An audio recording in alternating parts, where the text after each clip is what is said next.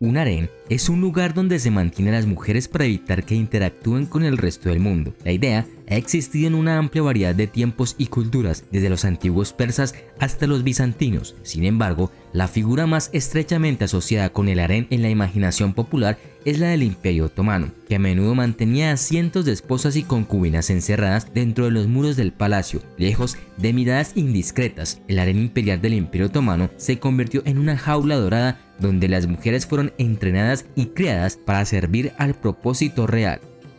Para entender cómo era la vida en un harén, tenemos que mirar su historia. Necesitamos entender para qué propósito se suponía que debía servir y por qué estaba tan arraigado en la cultura de la élite del Imperio Otomano. De hecho, los otomanos no inventaron el harén. La práctica de apartar a las esposas y parientes femeninas de la mirada del público se remonta mucho más atrás y ha sido una característica de muchas culturas desde los antiguos asirios. Y aunque pensamos que un harén contiene múltiples esposas y concubinas, esto no fue siempre el caso. Es importante recordar que todas estas culturas eran muy patriarcales. Las mujeres eran vistas en gran medida como propiedad de sus esposos y las mujeres también eran símbolos de estatus. La idea de que una mujer no debería ser vista en público era común en estas sociedades, pero la mayoría de las mujeres tenían que trabajar, lo que requería salir de la casa. Para los gobernantes, tener un harén tenía dos propósitos. Primero, evitar que las mujeres se comporten de manera inmodesta, lo que habría afectado la reputación de su marido. Y segundo,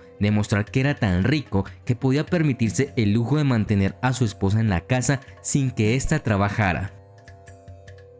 El Islam valora mucho la pureza, lo que significa que la práctica de mantener a las esposas y parientes separados del resto de la sociedad tenía una justificación religiosa para los otomanos.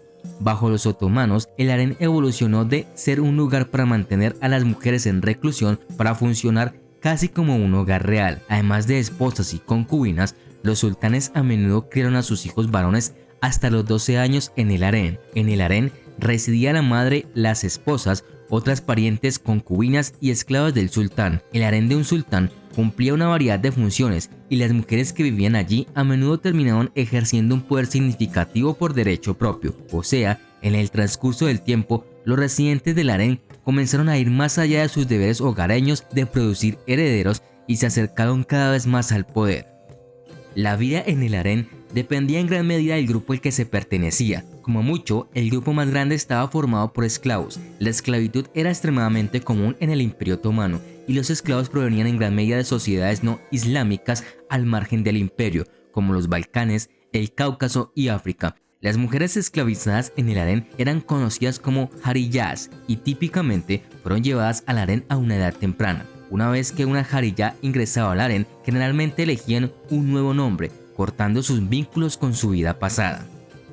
En su mayor parte, los primeros años de sus vidas se centraban en la educación. Las niñas recibían lecciones diarias en todo, desde baile hasta matemáticas básicas. De hecho, la educación brindada a las niñas en el harén fue mucho mejor que la que recibieron la mayoría de las mujeres en el Imperio Otomano. Pero sobre todo, se esperaba que las niñas aprendieran modales y tradiciones cortesanas.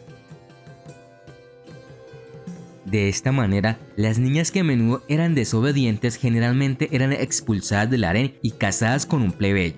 Por otro lado, las chicas que sobresalieron en sus estudios fueron llevadas a servir en el palacio. Algunas fueron asignadas para trabajar en tareas básicas como ayudar a cocinar o a lavar la ropa, pero a las chicas más inteligentes y talentosas se les dieron puestos de gran importancia, como ayudar a administrar las cuentas del hogar o ayudar a administrar las operaciones diarias del palacio. Las chicas más bellas y educadas a menudo eran llevadas al encuentro del sultán. Es un error común pensar que todas las chicas del harén tuvieron relaciones íntimas con el sultán. La verdad es que la mayoría de las chicas nunca llegaron a compartir con él. Sin embargo, el sultán ocasionalmente elegía mujeres del harén para compartir su cama, y una vez que lo hacían, se convertían en una parte oficial de la casa del sultán y eran trasladadas a vivir con las esposas y parientes del sultán.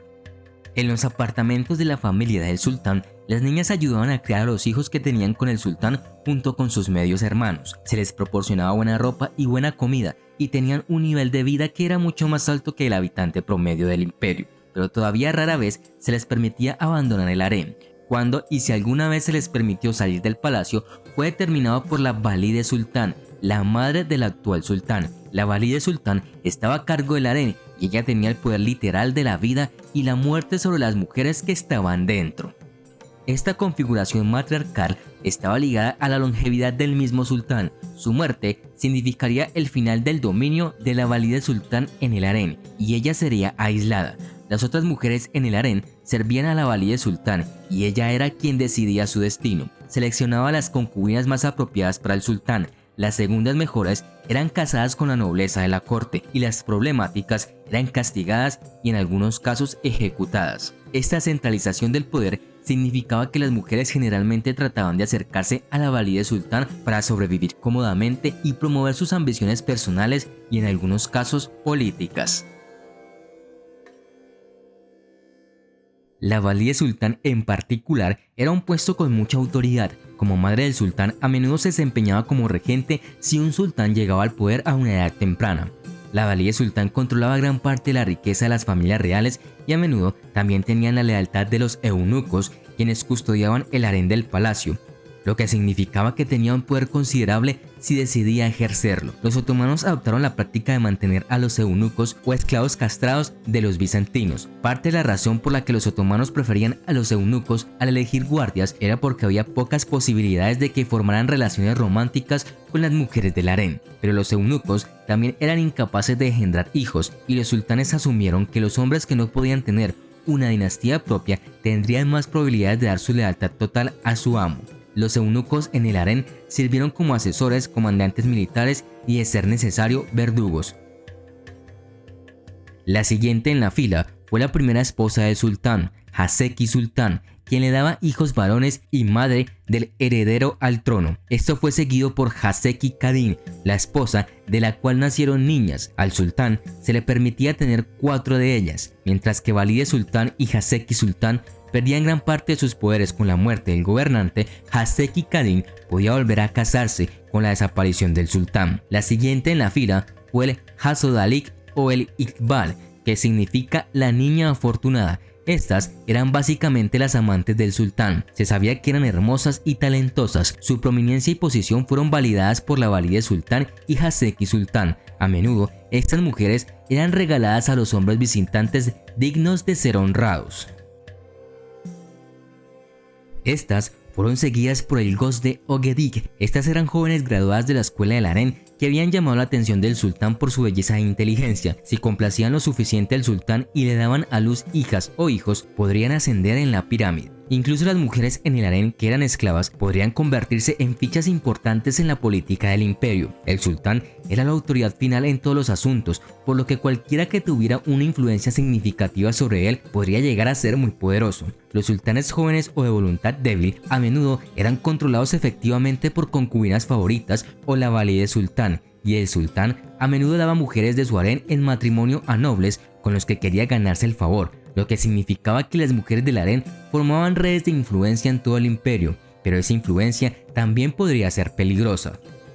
La libertad era, sin embargo, una cuestión de perspectiva. Estas mujeres fueron efectivamente encarceladas dentro de una jaula dorada del palacio. No se les permitía salir a la ciudad, pero casi no faltaba nada dentro de las instalaciones. Equipados con los más altos estándares de lujo y decoraciones estéticas, los harenes eran increíblemente relajantes y ofrecían un ambiente reflexivo. Era un lugar ideal para que el sultán se retirara y se relajara en compañía de mujeres encantadoras, inteligentes y un entorno exquisito. En cierto sentido de la palabra, solo las esposas del sultán eran libres, mientras que todas las demás estaban atadas en alguna u otra forma y de alguna manera vinculadas a las inclinaciones del gobernante. En la evidente ausencia de libre albedrío, las perspectivas de estas mujeres generalmente se medieron en términos de matrimonio y dependían casi por completo de su capacidad para apaciguar al sultán. Si bien en general las mujeres en el harén estaban a salvo de la violencia, siempre existía la posibilidad de que el sultán o su madre ejecutaran a quienes les desagradaban. Por lo general,